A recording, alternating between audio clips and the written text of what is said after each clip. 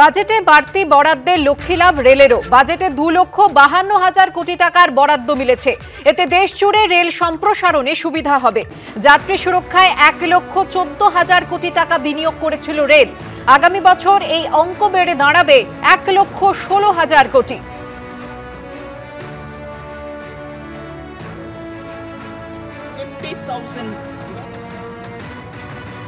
I thank Honorable Prime Minister and Honorable Finance Minister for giving such a sustained allocation for railways, 2,52,000 crore rupees of gross budgetary support. This is huge.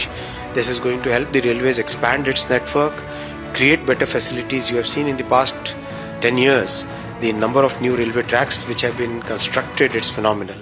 The investment on safety last year, the current financial year is 1,14,000 crore. In the next year, it's going to be 1,16,000 crore. 100 new Amrit Bharat trains will be done, will be manufactured. 50 new Namo Bharat trains will be manufactured. 200 new Vande Bharat sleeper plus chair car versions will be manufactured. 17,000 general coaches will be manufactured. The flyover and underpass program that will have 1,000 more flyovers and underpasses. The freight corridor is going to get completed. Electrification is going to get completed in the financial year 25-26. Northeast connectivity is progressing so well. Kashmir connectivity is about to be inaugurated. It's the entire focus on getting good, affordable services is phenomenal. এই নিয়ে আমরা কথা বলবো আমাদের প্রতিনিধি অরিত্রিক ভট্টাচার্যের সঙ্গে। অরিত্রিক, বাজেটে 2,52,000 কোটি টাকার বরাদ্দ পেয়েছে রেল। কোন কোন খাতে খরচ করা হবে, কি পরিকল্পনা রেলের? দেখো, বিভিন্নভাবে এই টাকাটাকে খরচা করার কথা ভাবা হয়েছে এবং তাতে যেটা দেখা যাচ্ছে যে রেলের সংক্রান্ত যে নির্দিষ্ট অভিযোগগুলো অনেক সময় উঠে আসে, সেগুলোর দু একটি সমাধান করার চেষ্টা করা হয়েছে। তার মধ্যে একটি গুরুত্বপূর্ণ হচ্ছে রেলের খাবার, এবং সেটাকে মাথায় রাখার জন্য আরো নতুন ৬০০টি বেস কিচেনের যেমন ভাবনা চিন্তা করা হয়েছে, তেমনি যেটা দেখা যাচ্ছে সাধারণ যারা রেলযাত্রী রয়েছেন তাদের জন্য নন এসি জেনারেল কোচের যে প্রয়োজনীয়তা বাড়ে অনেক সময়, সেটার জন্য বেশ কয়েকটি নন এসি জেনারেল কোচ তৈরি করার একটা ভাবনা চিন্তা রয়েছে। পাশাপাশি দুটো খুব গুরুত্বপূর্ণ বিষয় যে আমরা জানি যে গোটা দেশ জুড়ে বিভিন্ন রুটে এই মুহূর্তে বন্দে ভারত ট্রেন চলছে।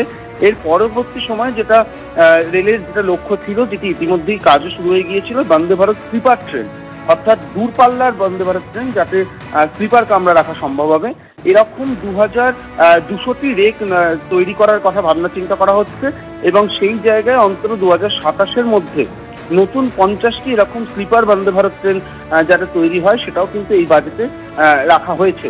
আরো একটি গুরুত্বপূর্ণ সিদ্ধান্ত এই বাজেটে নেওয়া হয়েছে, এটা অন্তত যাত্রী সুরক্ষার কথা ভেবে।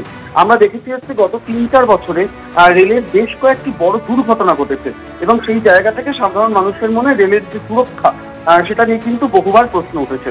সেই জায়গা থেকে যেটা একটা সিদ্ধান্ত নেওয়া হয়েছে যে যখনই এই রেলের দুর্ঘটনাগুলো ঘটে, সেই ক্ষেত্রে দেখা যায় যে রেলের বগি উল্টে যায়, এবং রেলের বগি উল্টে যাওয়ার ক্ষেত্রে বিশেষজ্ঞরা বারবার বলেছেন যে পুরনো যে আইসিএস কোচগুলো রয়েছে সেগুলোতে এই সমস্যা বেশি থাকে। নতুন বা জার্মান প্রযুক্তির যে এলএইচবি কোচ যদি ব্যবহার করা যে ট্রেনগুলোর ক্ষেত্রে হয়েছে, সেখানে যেটা দেখা যাচ্ছে দুর্ঘটনার পরে সেই কামরা নেতৃত্বের স্থিতিস্থাপকতার ক্ষমতা বেশি থাকায় সেই কামরা উল্টে যায়নি এবং তাতে প্রাণহানির আশঙ্কা অনেকটাই কিন্তু কম হয়েছে। এনএইচবি কোচ আরো বেশি ব্যবহার করা হবে এরকম একটা সিদ্ধান্ত রেলের ছিল, এবং সেটাই কিন্তু এই বাজেটের অ্যালোকেশন যে আরো দ্রুত এবং বেশি সংখ্যায় এই আইসিএস কোচকে সরিয়ে এনএইচবি কোচ যাতে দুর্ঘটনার প্রভাব কিছুটা কম পড়ে, প্রাণহানির ঘটনা কমে, সেইটাও কিন্তু নজর দেওয়া হচ্ছে এই বাজেটে। ধন্যবাদ অরিত্রিক।